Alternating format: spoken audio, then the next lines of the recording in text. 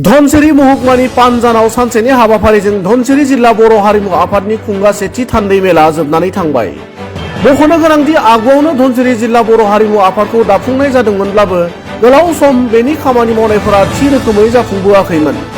गोलाव बोसोर थाद'नायनि उनाव 29 दिसेम्बर बुधबार खालि सानसेनि हाबाफारिजों धनसिरी महकुमानि पानजान हालामनि दैखुंग्रि बियाब रंजासालिनि लांगोनायाव मेहेरगोनाङै खुंफुंजायो। मख'नो गोनांदि मिरु खौसेथि बर' सुबुं आफादनि थुनलाइयारि नेहाथारि महेश्वर बसुमतारिया सामलायनाय गेवलां मेलखौ बेखेवना होयो बर' कसारी अनसाइ गाव हायुङारि खुंथायनि मावफुं सोद्रोमा प्रदीप स्वर्गियारिया। लोगोसेनो बे मेलाव गाहाय आलासि महरै बाहागो लायो दुलाराय बर' हारिमु आफादनि आफादगिरि जगेश्वर ब्रह्मआ। गुबुन फारसेथिं बे मेलावनो दुलाराय बर' हारिमु आफादनिनो गाहाय नेहाथारि भिजुएल नेलसन दैमारियाबो बाहागो लानानै खौरां बिजोंनि गेजेरजों ओरैबायदि बुङो। नोंथाङा मा जाहोननि थाखाय एप्लाइ खालामदोंमोन बे सिटखौ? आंनियावहाय बिदिनो अभारियाव केन्सार जादोंमोन, बिनि थाखाय आं एप्लाइ खालामनाय जादोंमोन। आदार फाहामथायनि थाखाय नोंथाङा बे सिटखौ मोनबाय। दा नोंथांनि जे ट्रिटमेन्ट बेवहाय आरो माबादि जेनेबा प्रसेस दङ? नोंथांनि जे ट्रिटमेन्ट बे ट्रिटमेन्टआ सोलिलांगासिनो दं नामा? दा सोलिलांगासिनो दङ। हामनायाथ' हामबायमोन, अब्लाबो आरोबाव सन'ग्राफि खालामनांगौ जानानै फैनायखाय फार्दार नांगौ जादों आरो बिदिनो। दिनैहाय चेकखौहाय नोंथांमोना बबेनिफ्राय मोननो हाखो? जोङो दिनै चेकखौहाय बिटिआर गोदान सरकारनिफ्राय मोननो हादों। बिनि थाखाय जों बिटिआर गोदान सरकारजों हामबाय होननाय थाबाय। नोंथाङा बेखौ एप्लाइ खालामनानै बेसे गोबाव जाखोमोन? बेखौ एप्लाइ खालामनानै बिदिनो माबा जाबायमोन खोमा, 3 मास 4 मास बिदि जाबायमोन। बेसेबां रांनि चेक मोननो हादों नोंथां? 30,000 बा 30,000। औ। आरो नोंथांजों लोगोसे साबेसे मोननो हाखो? 17 जन। सार, दिनै नुनो मोन्दों मोनसे मोजांथार हाबाफारि जानानै थांबाय। दा बेयावहाय मा केटागरिनि बेनिफिसियारिफ्रा दिनै बे चेकखौ मोननो हादों सार?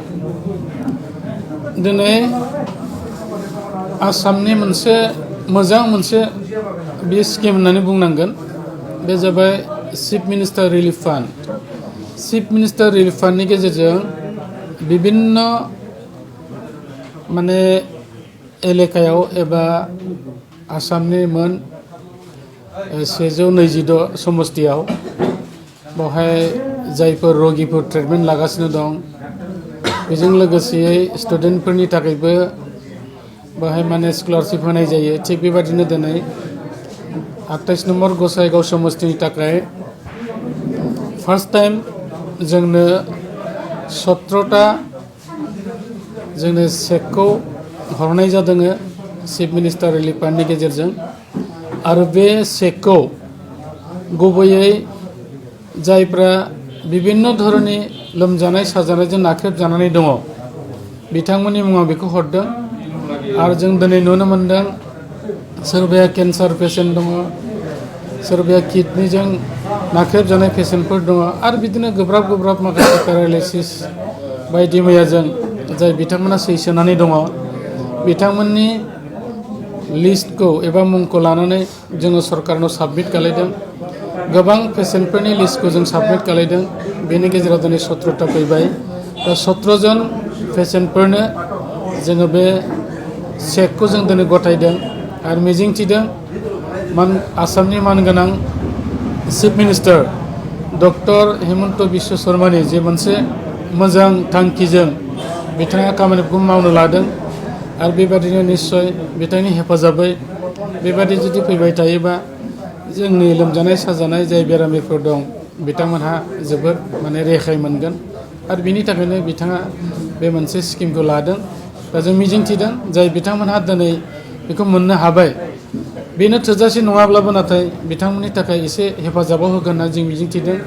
आरो बिथांमोना इयुन समाव जाहाथे बेखिनि फैसाखौ लानानै जाहाथे बिथांमोननि मोजां ट्रिटमेन्टआव बाहायजायो आरो बिथांमोना इसोरनि अननायाव गाहामैनो हामथों, जों बेखौ मिजिंथिदों।